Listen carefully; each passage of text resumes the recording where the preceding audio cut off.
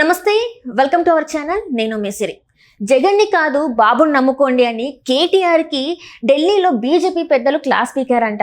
So ఈ అంశాన్ని మనకి ఇంకా క్లుప్తంగా వివరించడానికి మనతో పాటు ఉన్నారు ప్రముఖ సీనియర్ జర్నలిస్ట్ డివిఎస్ గారు. నమస్కారం సార్. నమస్తే సార్. ఇప్పుడు చూస్తున్నట్టయితే కవిత అరెస్ట్ తర్వాత కేటీఆర్ గారు ఢిల్లీ చేరుకున్నారు. సో అంటే ఏంటంటే బెయిల్ కోసం అంటే మాట్లాడడానికి అన్ని రకాలుగా. అయితే ఇక్కడ ఏంటంటే బీజేపీ పెద్దలు కొంతమంది కేటీఆర్కి క్లాస్ పీకినట్టు తెలుస్తుంది. అంటే జగన్ని కాకుండా బాబు గారిని నమ్ముకోండి అని చెప్పేసి. సో ఇది నిజంగా వాస్తవం అంటారా?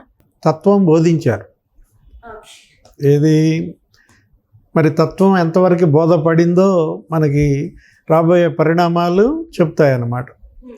ఇప్పుడు జగన్మోహన్ రెడ్డి, చంద్రబాబు వీళ్ళిద్దరిలో ఆంధ్రప్రదేశ్కి సంబంధించి తెలంగాణ నాయకులుగా వీళ్ళు సమదూరం పాటిస్తే వేరే రకంగా ఉండేది. ఇద్దరిని ఒకే రకంగా చూస్తే బాగుండేది. అంటగాగారు. ఎవరు? కేసీఆర్ కుటుంబం, ముఖ్యంగా కేటీఆర్ జగన్మోహన్ రెడ్డితో అంటగాగాడు. చంద్రబాబు మీద ఏదో ఒక కక్షతో, ఒక ద్వేషంతో వాళ్ళు ఎందుకు అంత ఆ విధమైన స్టెప్ తీసుకున్నారో కానీ ఇవాళ చంద్రబాబు పైన ద్వేషము, చంద్రబాబు పైన కక్షే వాళ్ళ పతనానికి కారణమైంది. మనం చూసాం మొన్న ఎలక్షన్స్, అసెంబ్లీ ఎలక్షన్స్ అప్పుడు కూడా. దానికి ముందు ఏం జరిగింది? చంద్రబాబుని అరెస్ట్ చేశారు. ఎక్కడ? ఆంధ్రప్రదేశ్లో జగన్మోహన్ రెడ్డి 53 రోజులు జైల్లో పెట్టారు. మొత్తం 70 దేశాల్లో తెలుగు వాళ్ళంతా రోడ్ల మీదకి వచ్చారు. ఎవరైతే చంద్రబాబు వల్ల లబ్ధి పొందారో, ఆ ఇంజనీరింగ్ కాలేజీల్లో చదువుకుని అప్పట్లో ఐటీ అభ్యసించి దేశ విదేశాల్లో సెటిల్ అయిన వాళ్ళు అందరూ రోడ్ల మీదకి వచ్చారు. మనం హైదరాబాద్లో కూడా చూసాం. అవును సార్. ఏది ఆ మెట్రో విత్ సిబిఎన్ అని ఇలాంటి ప్రోగ్రామ్స్ ఇక్కడ జరిపితే కేటీఆర్ ఏమన్నాడు? రాజమండ్రి పోయి చేసుకోండి, ఏపీలో చేసుకోండి, అక్కడ కదా జరిగింది, ఇక్కడ ఎందుకు, ఇక్కడ ఏదో పెట్టుబడులు రాకుండా చేస్తున్నారు, ఇక్కడ ఈ ఐటీ ఎన్విరాన్మెంట్ దెబ్బతీస్తున్నారు అన్నట్టుగా అతను చెలరేగిపోయాడు. మనం చూసాము అక్కడ ఆందోళన చేస్తున్న వాళ్ళ పైన కూడా పోలీసులతో ఎలా చేశారు. దాని ఫలితం ఏం జరిగింది? బాబు అభిమానులు లేకపోతే వీళ్ళ అహం పెరిగిందన్న దీంతో మొన్న ఓటమికి మరి కారణాల్లో ఇది కూడా ఒకటి. అవును సార్. తెలుగుదేశం పార్టీ అభిమానులు అక్కడి నుంచి వచ్చి ఇక్కడ సెటిల్ అయ్యి ఆంధ్ర రూట్స్ ఉన్న వాళ్ళందరూ కూడా బీఆర్ఎస్ ఓడిపోవాలి అని కోరుకున్నారు. కాంగ్రెస్కి పట్టం కట్టారు. ఇప్పుడు మరి జగన్మోహన్ రెడ్డితో వాళ్ళ యొక్క క్లోజ్నెస్ వాళ్ళని ఎంత పతనం చేసిందంటే నీకు చెప్తున్నాను. ఇప్పుడు ఈ కవిత అరెస్టు విషయంలో కూడా మరి తీసుకున్నటువంటి స్టెప్స్ కనుక చూసినట్లయితే వాళ్ళతో జగన్మోహన్ రెడ్డితో సాన్నిహిత్యమే దీనికి కారణం.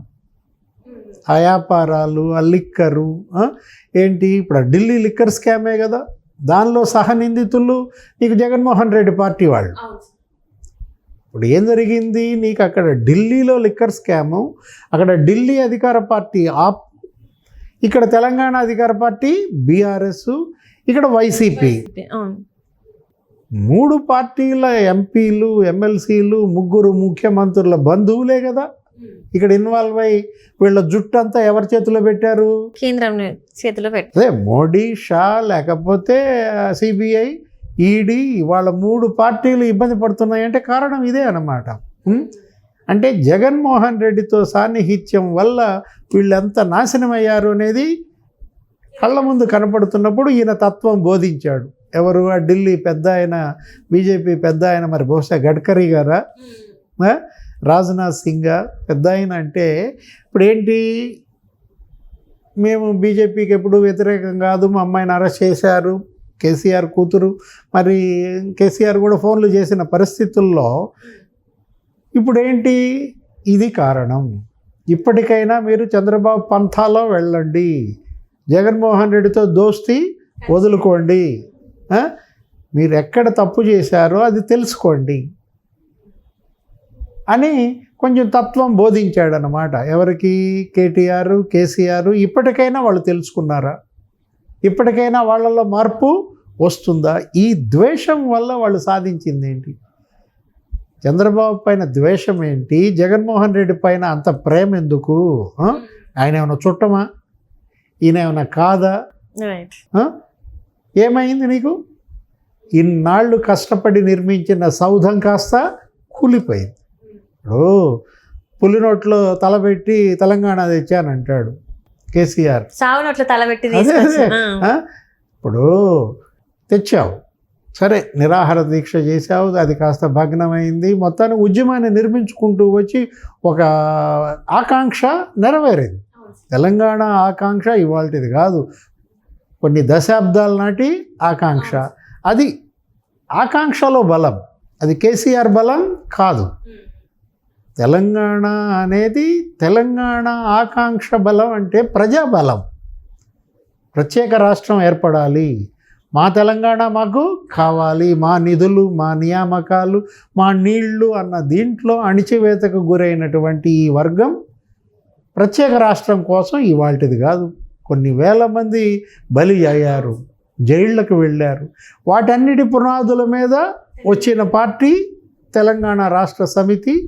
అది కాస్త భారత రాష్ట్ర సమితి చేయటం ఒక తప్పు, తెలంగాణ ఉనికిని కోల్పోవటం ఒక తప్పు, తెలంగాణ బలాన్ని తన బలంగా భావించి అహంతో విర్రవీగడం మరో తప్పు. ఇది బలం ఎవరి బలం? తెలంగాణ బలం. ఇక్కడ ప్రజాబలం, కేసీఆర్ బలం కాదనమాట. ఏమైపోయింది?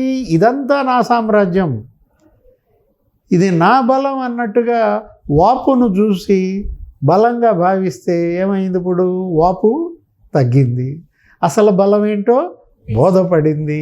ఒక్కసారిగా ఢమాల్మని పడిపోయిన పరిస్థితి అన్నమాట బీఆర్ఎస్, కేసీఆర్. అలాంటి నాయకుడికి ఈ పరిస్థితి వస్తుందని ఏ తెలంగాణ పౌరుడైనా ఊహించారా? ఇప్పుడు మొత్తం ఇంట నిలువున చీలిపోయింది బీఆర్ఎస్ పార్టీ. ఓడిపోయి ఎన్ని రోజులైంది? 3 నెలలు అయిందా? అవును సార్. 3 నెలల్లో 3 ముక్కలు అయ్యే పరిస్థితి పార్టీకి వచ్చిందంటే బలం ఉందా లేదా? బలం ఉన్నట్లా లేనట్లా? బలం గనక ఉన్నట్టయితే ఓడినా ప్రాంతీయ పార్టీ నిలబడుద్ది. ఇప్పుడు తెలుగుదేశం పార్టీ ఉంది, ప్రతిపక్షంగా ఎన్ని సంవత్సరాలు పనిచేసింది? దాని చరిత్ర అంతా 42 ఏళ్ల పార్టీ. 42 ఏళ్లలో అది 22 ఏళ్ళే అధికారంలో ఉంది. అది కూడా కలిపితే, ఏది మొన్న విభజిత ఆంధ్రప్రదేశ్ 5 ఏళ్ళు కలిపితే 20 ఏళ్ళు అపోజిషన్లోనే ఉంది. ప్రతిపక్షంలో 20 ఏళ్ళుండి కూడా ఆ పార్టీ నిలబడిందంటే కారణం ఏంటి? అది పార్టీ బలం, అది ఎన్టీఆర్ బలం, అది చంద్రబాబు బలం.